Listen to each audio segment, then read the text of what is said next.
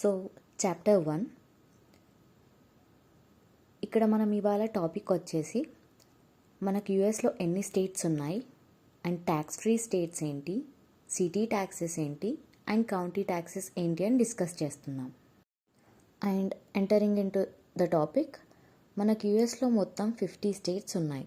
So మనం tax ఫైలింగ్కి related నేర్చుకుంటున్నాం కాబట్టి ఈ 50 స్టేట్స్ అండ్ స్టేట్ అబ్రివేషన్స్ నేర్చుకోవాలి. బికాస్ మనం క్లయింట్తో డీల్ చేస్తున్నప్పుడు, ఫర్ ఎగ్జాంపుల్ మనం క్లయింట్ని ఏ స్టేట్లో ఉన్నారు అని అడిగితే జార్జియా స్టేట్ తీసుకుందాం. సో దాని స్టేట్ అబ్రివేషన్ వచ్చేసి జిఏ. సో ఇక్కడ మనం క్లయింట్ని మీ రిసైడింగ్ స్టేట్ ఎక్కడా అని అడిగినప్పుడు క్లయింట్ జిఏ అని చెప్పారనుకోండి, అప్పుడు మనకు ఆ స్టేట్ తెలిసి ఉండాలి. స్టేట్ అబ్రివేషన్ తెలిస్తేనే క్లయింట్ మనకు జిఏ అని చెప్పినప్పుడు మనం జార్జియా అని మనకు ఒక అండర్స్టాండింగ్కి వస్తాం. సో అప్పుడు మనకు ఈజీగా ఉంటుంది. సో ఇన్ కేస్ మీకు స్టేట్ ప్రొనౌన్సియేషన్స్ తెలియకపోతే, ఇన్ కేస్ ఇప్పుడు ఇది మీకు ఫస్ట్ టైం అయితే మీరు ఒకసారి బ్రౌజ్ చేసి చూడండి. సో మీకు ఏ స్టేట్ని ఎలా ప్రొనౌన్స్ చేయాలి అని ఒక ఐడియా వస్తుంది.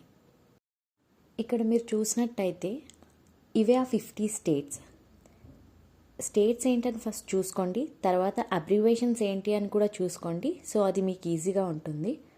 అండ్ మన second topic tax free states. మనకి మొత్తం 9 ట్యాక్స్ ఫ్రీ స్టేట్స్ ఉన్నాయి. అవి Florida, Alaska, south Dakota, Nevada, new Hampshire, Texas, Tennessee, Washington and Wyoming. So వీటిని ట్యాక్స్ ఫ్రీ స్టేట్స్ అని ఎందుకు అంటున్నారు అంటే, ఈ 9 స్టేట్స్లో ఎవరైతే ఉంటున్నారో వాళ్ళు ఓన్లీ ఫెడరల్కి మాత్రమే ట్యాక్సెస్ పే చేస్తారు. ఈ 9 స్టేట్స్లో ఉన్న వాళ్ళు స్టేట్ ట్యాక్సెస్ పే చేయరు. వీళ్ళకి ట్యాక్సెస్ అన్నవి స్టేట్కి ఎక్సెంప్ట్ కాబట్టి. మనం ఒక ఎగ్జాంపుల్ కూడా తీసుకుందాం. Some times client will ask, నేను టెక్సస్లో ఉన్నాను అండ్ నేను ఫెడరల్కి అండ్ స్టేట్కి రెండిటికి ట్యాక్సెస్ పే చేయాలని మనల్ని క్వశ్చన్ చేస్తారు.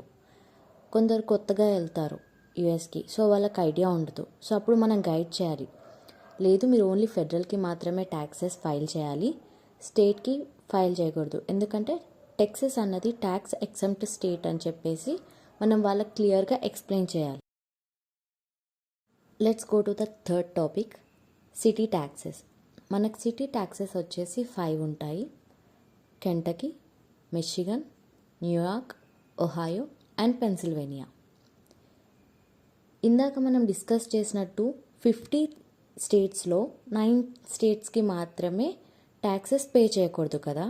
మరి ఇక్కడ 5 స్టేట్స్ నేమ్స్ ఎందుకు ఉన్నాయి అని కన్ఫ్యూజ్ అవ్వకూడదు.